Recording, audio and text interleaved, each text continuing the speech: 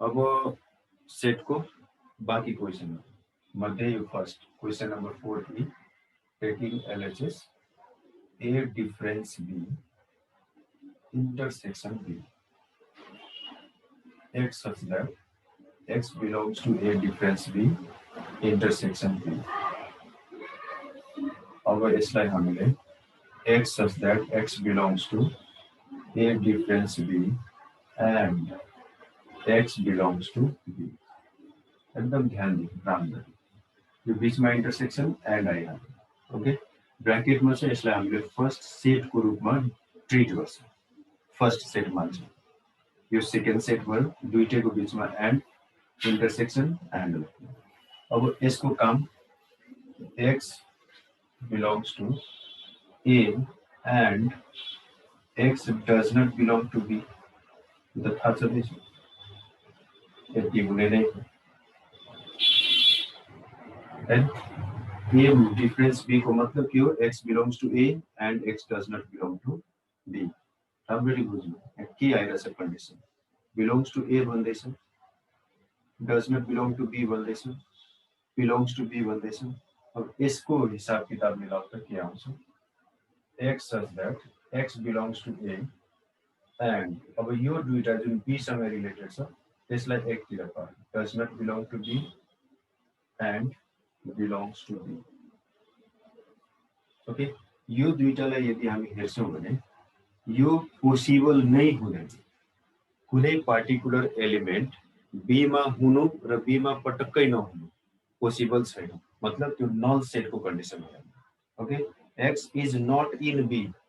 and x is in B यो B complement यो B complement र B को इंटरसेक्शन जहिले पनि नल सेट हुन्छ एक स्टेप अझै हामी देखाउन सक्छौं x such that x belongs to A and x belongs to B complement okay intersection B राम्ररी बुझ्नु यसको मतलब के भइहाल्यो B कम्प्लिमेन्ट भयो एन्ड को मतलब इंटरसेक्शन भयो यो B यहाँ छँदैछ B complement intersection B is 5 next step x such that x belongs to A and x belongs to 5 मतलब हेर B कम्प्लिमेन्ट इंटरसेक्शन B जहिले पनि 5 हुन्छ यो एउटा पॉइंट याद राख्नु ओके B कम्प्लिमेन्ट जस्तो यो मानौ B हो ओके यूनिवर्सल सेट यहाँ छ अनि B कम्प्लिमेन्ट को मतलब यो B भइहाल्यो बाहिर वाला अनि B को मतलब यो भयो यो भित्र र यो पुरै बाहिर मा इंटरसेक्शन पोसिबल छैन मतलब there is no any possible element not at all 5 set null set यो null set भइहाल्यो अब कुनै पनि सेट ओके कुनै पनि सेट र null set को इंटरसेक्शन त्यो पार्टिकुलर null set को इंटरसेक्शन जहिले पनि null set हुन्छ यो बुझ्नु पर्यो कुनै पनि सेट र null set को युनियन जहिले पनि त्यो सेट हुन्छ यो हामीले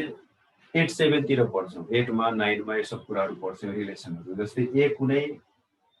सेट हो जसको केही एलिमेन्ट्स छ अनि 5 भनेको नो एलिमेन्ट हो भने no element intersection given element common हुने चान्सै छैन त्यो 5 हो ओके यही कन्डिसन यहाँ हामीले के लेख्छौं x such that x belongs to A and 5 अब यो भनेको त 5 नै हो अनि यो प्रुभ भयो इक्वल टु RHS ओके हेर एकचोटी राम्ररी बुझौं now let's start to solve another question यो 6C हो एक्सरसाइज 1.2 को यहाँ निर LHS A difference B union C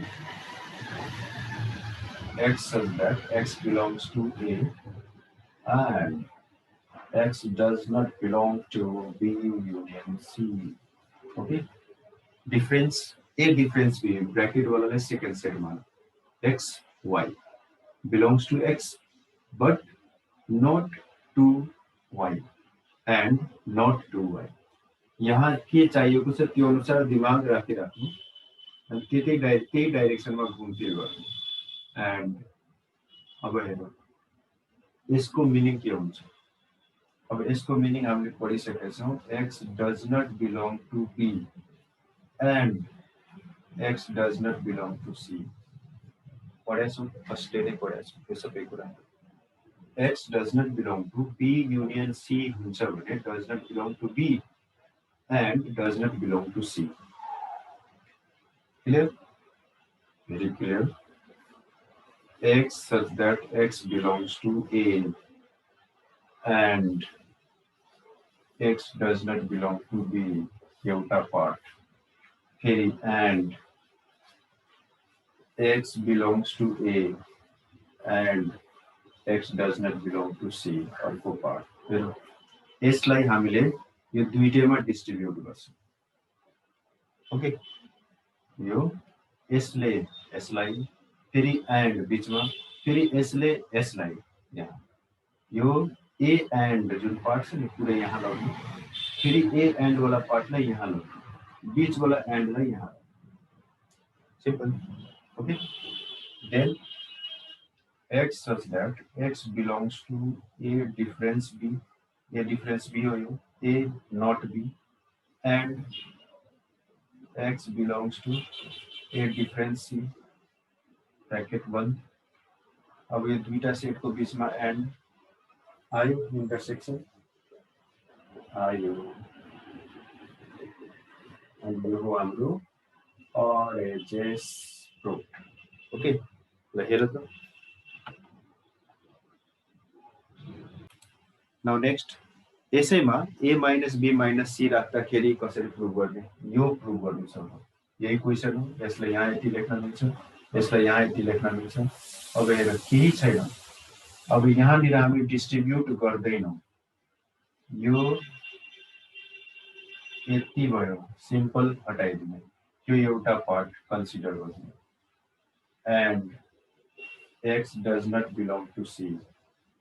okay, अब यो हेर त के हो, x such that x belongs to A, difference B because of this, and x does not belong to C। अब हेर यो एउटा सेटमा छ र यसमा छैन, को मतलब